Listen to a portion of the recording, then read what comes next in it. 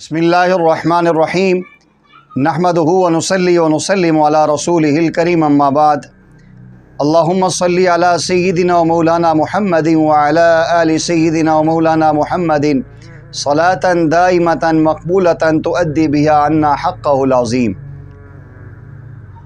اللہ جل جلالہ کے پوشیدہ خزانوں کو معلوم کرنے کے خاص وظیفہ، ایسا وظیفہ کہ جو ہمارے مشائخ کی سال ہا سال کی محنتوں، مجاہدوں اور قربانیوں کے بعد ان حضرات نے حاصل کیا۔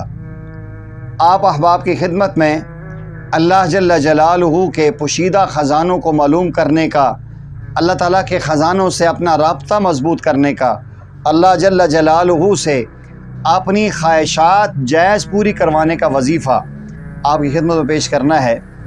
یہ وظیفہ اللہ الصمد کے خواص اور برکات کے نام سے مشہور ہے۔ اللہ الصمد اللہ جل جلالہ کا نام ہے، جس کا معنی ہوتا ہے اللہ بے نیاز ہے، اللہ مخلوق سے بے نیاز ہے، اللہ کو کچھ بھی نہیں چاہیے، ساری دنیا کو وہ دیتا ہے، ساری مخلوق کو دیتا ہے۔ بعض مشائخ نے تو یہاں تک بیان کیا ہے کہ 9000 سے زیادہ خواص ہیں اس اللہ الصمد کے۔ اللہ تعالیٰ نے بڑے خزانے اس کے اندر پوشیدہ رکھے ہیں۔ اگر کسی انسان کی کوئی مشکل آ گئی ہے، پریشانی آ گئی ہے، اس کے لیے آگے نکلنے کا راستہ نظر نہیں آ رہا، اس کا ایک وظیفہ یہ ہے کہ وہ اول آخر طاق عدد میں دروشی پڑھے اور درمیان میں 1200 مرتبہ اللہ الصمد پڑھنا شروع کرے۔ کوئی بھی حاجت ہے، کوئی بھی مسئلہ ہے، ذہن میں رکھ کے اول آخر دروشی پڑھے، درمیان میں 1200 مرتبہ اللہ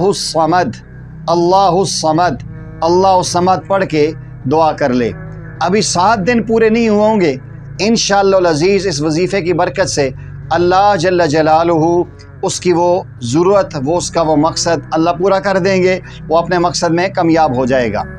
علماء نے بیان کیا ہے، اگر اسی اللہ الصمد کا وظیفہ ایک انسان تہجد کے وقت میں اٹھے اور 2 رکعت نماز صلاۃ تہجد پڑھے، اس کے بعد اسی نشست میں بیٹھ کے 1000 مرتبہ اللہ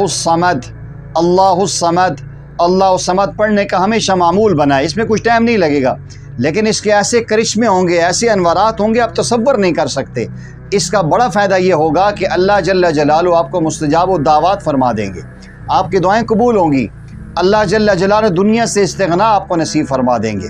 اللہ والوں نے ایک اور وظیفہ یہ لکھا ہے، اگر ایک انسان ہمت کر لے، وہ یہ چاہتا ہے کہ اسے نبی پاک صلی اللہ علیہ وسلم کی زیارت ہو، اس کے دل میں اللہ جل جلالہ کی وحدانیت کا پیار ہو، توحید کا عقیدہ مضبوط ہو، شرک سے، بدعات رسومات سے نکلے، اس کو چاہیے کہ روزانہ اگر یہ عمل کر لے تو بہت زبردست بہترین عمل ہے۔ 11 دن یا 21 دن عمل کرنا ہے، صاف ستھرے کپڑے پہننے اور ہو سکتے تو غسل کر لے، اس کے بعد خوشبو لگائے، اول آخر 11 مرتبہ درود ابراہیمی پڑھ لے اور درمیان میں شروع کرے بسم اللہ الرحمن الرحیم قل هو اللہ احد، اس کے بعد اللہ الصمد 101 مرتبہ پڑھے، اس کے بعد لم یلد ولم یولد ولم یکن لہ کفوا احد، کم از کم 101 مرتبہ ہے۔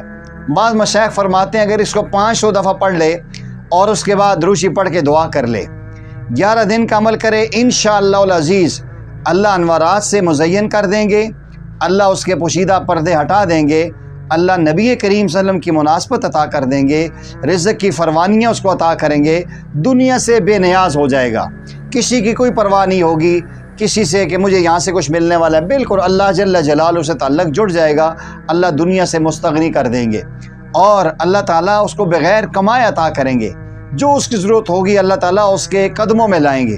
آپ نے زندگی میں تجربہ نہیں کیا، اللہ والے بیٹھ کے اللہ کر رہے ہوتے ہیں، دنیا کی ساری نعمتیں ان کے قدموں میں آ رہی ہوتی ہیں۔ الحمدللہ جس نے بھی کلمہ پڑھا ہے وہ اللہ کا ولی ہے۔ ہاں اگر جو وظائف کرے گا، اعمال کرے گا، سنت کا اہتمام کرے گا تو ولایت خاصہ مل جائے گی۔ آپ کوشش فرما دیجئے، محرم الحرام کا ماہ مبارک ہے، اللہ جل جلالہ نے سال کا آغاز ہمیں محرم الحرام سے دیا ہے۔ آپ ہو سکتا ہے تو 1200 دفعہ تعداد پوری کر لیں، وہ مشکل لگتا ہے تو تہجد میں 101 دفعہ پڑھ 1000 دفعہ والا عمل کر لیں، وہ مشکل لگتا ہے تو اگر الحمدللہ سارے آسان ہیں تو تو 21 دن یا 11 دن کوئی بھی حاجت پریشانی ہے، وضو کر کے خوشبو لگا کے سورہ اخلاص شروع کریں۔ اللہ الصمد کو آپ 101 دفعہ یا 500 دفعہ پڑھیں، پھر اس کے بعد دعا کر لیں۔ انشاءاللہ تمام مقاصد میں آپ کامیاب ہوں گے اور دنیا سے مستغنی ہوں گے۔ آپ آگے کے چلیں گے، دنیا آپ کے قدموں کے پیچھے آئے گی۔ آپ سے گزارش یہ ہے کہ اگر آپ چاہتے ہیں آپ کے وظائف میں انوارات ہوں، برکات ہوں، سنت اور شریعت کو مضبوطی سے تھام لیں۔ آپ کا کوئی عمل سنت اور شریعت کے خلاف نہیں ہوگا۔ اہل حق علماء کے سامنے زانو تلمبس طے کریں گے، 5 ٹائم نماز کی پابندی ہوگی، مسنون اعمال کا اہتمام کریں گے، انشاءاللہ نور علی نور ہوگا۔ آپ سے گزارش ہے اس وظیفے کو خود بھی کریں، اپنے رفقا میں بھی اس کو صدقہ جاریہ سمجھتے ضرور شیئر کریں۔ وآخر دعوانا ان الحمدللہ رب العالمین۔